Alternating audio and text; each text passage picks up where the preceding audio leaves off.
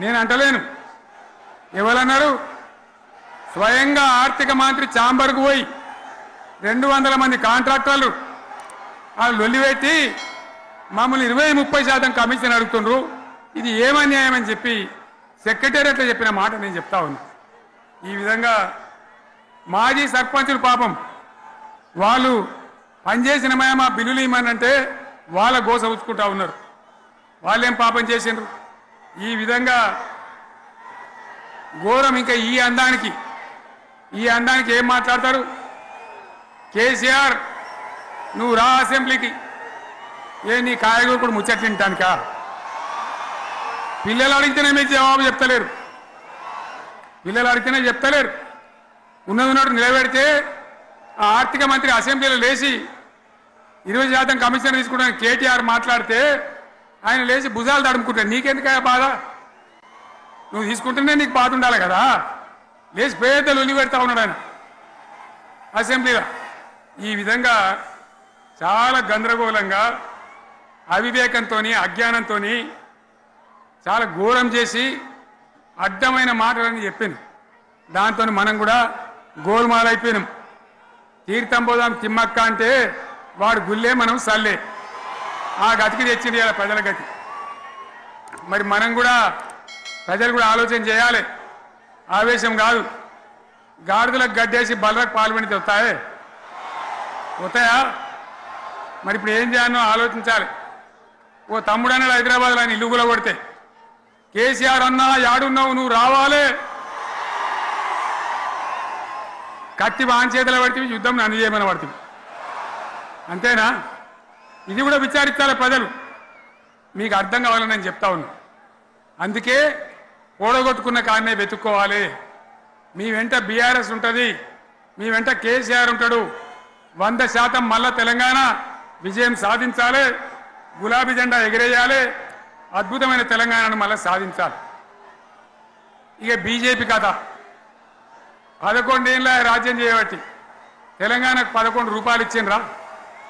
వాటిదే బబ్రాజమానం భజగోవిందం. శుష్కప్రియాలు శూన్యాస్తాలు తప్ప ఏమి ఇయ్యలే. 157 కాలేజీలు పెడితే మెడికల్ కాలేజీలు ఒక్కటన్నా తెలంగాణకు ఇచ్చిండ్రా? ఒక ప్రాజెక్ట్ కన్నా జాతీయ హోదా ఇచ్చిండ్రా? ఇక కాంగ్రెస్ వాడు ఇట్లా అంటే బీజేపీ వాడు అట్లా, ఏది లేదు. ఇక ఉల్టా మనయే ఖమ్మంలో 7 మండలాలు గుంజుకున్నారు, సీలేరు ప్రాజెక్టు గుంజుకున్నారు. నరేంద్ర మోడీ మాట్లాడతాడు, ఏం మాట్లాడతాడు? తెలంగాణ వచ్చిందిరా అని తెలంగాణలో సంతోషపడితే తల్లిని చంపి బిడ్డను బతికిచ్చిండ్రు అంటాడు. ఎన్నోసార్లు అంటాడు, ఒక్కసారి కాదు. ఈ విధంగా అది కూడా మనం వెనకొచ్చేది కాదు. ఈ సందర్భంలో ఒక మాట బీజేపీ అంటే నాకు జ్ఞాపకం వచ్చింది. ఇవాళ కేంద్ర ప్రభుత్వం కగార్ అనే ఆపరేషన్ పేరు మీద ఛత్తీస్గఢ్లో యువకులను గిరిజనులను ఊచకోత పోతా ఉన్నారు. అది ధర్మం కాదు. వీళ్ళు ఏమవుతున్నది? నక్సలైట్లు ప్రతిపాదన పెడుతున్నారు. మేము ప్రభుత్వం దగ్గరకు వచ్చి చర్చలు చేయడానికి సిద్ధంగా ఉన్నాము అంటున్నారు. నేను కోరుతా ఉన్న కేంద్రం ఉపయోగపడాలి. నిన్న మన ఒక పెద్ద ఆయన మాట్లాడుతున్నాడు బయటకు వచ్చి, 10 నెలల తెలంగాణ ఏం కోల్పోయిందో వాళ్ళకి తెలిసి వచ్చిందని. ఏం కోల్పోయిందా? మీ ఇంట్లో 4 ఉద్యోగాలు కోల్పోయారు. అంతకుమించి తెలంగాణ సమాజం ఏమైనా కోల్పోయిందా? తెలంగాణ సమాజంలో పరీక్షల్ని నిర్వహించలేకపోయినారు ఎవరు కూడా. ఆనాడు ఉమ్మడి రాష్ట్రం కావచ్చు, ప్రత్యేక తెలంగాణలో కావచ్చు, 21 సంవత్సరాలు నిండిన నిరుద్యోగ యువకుడు గ్రూప్ 1 ఎగ్జామ్ రాసి పెళ్లి చేసుకోవాలంటే వాడికి 34 ఏళ్ళు వచ్చినాయా? పరీక్షలు నిర్వహించలేదు. ఎందుకు వానికి వస్తాడా? బెడకాయ ముదిరిన పిల్లగాడు ముదిరిన వాడని పిల్లనిచ్చేటోడు వస్తాడా? అట్లాంటిది నేను వచ్చినాక, ఇందిరమ్మ ప్రభుత్వం ఏర్పడ్డాక పట్టుబట్టి గ్రూప్ 1 పోస్టు ఖాళీలు అన్నిటిని కలిపి 563 గ్రూప్ 1 ఉద్యోగ నోటిఫికేషన్లు ఇచ్చి ఎన్ని చిక్కుముళ్ళు వేయాలని, ఎన్ని అడ్డంకులు సృష్టించాలని ప్రయత్నం చేసినా సక్సెస్ఫుల్గా గ్రూప్ 1 పరీక్షలు నిర్వహించి తొందరలోనే 563 మంది గ్రూప్ 1 అధికారులను తెలంగాణ రాష్ట్రానికి ఇవ్వబోతున్నాం. వాళ్ళు ఈ తెలంగాణ పునర్నిర్మాణంలో భాగస్వాములు కాబోతున్నారు. ఈ 10 నెలల ఈరోజు మా సక్సెస్ స్టోరీ.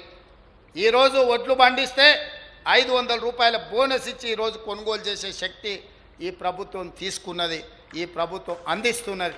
రైతులను ఆదుకున్నాం, నిరుద్యోగ యువకులను ఆదుకున్నాం, విద్యార్థులకు సరైన విద్యను అందించే ఆలోచన చేసినాం. వైద్యాన్ని అందించాలని, పెండింగ్ ఉన్న హాస్పిటల్స్ అన్నిటిని కూడా కన్స్ట్రక్షన్ పూర్తి చేయాలని ఈరోజు ప్రత్యేకంగా చర్యలు తీసుకున్నాం.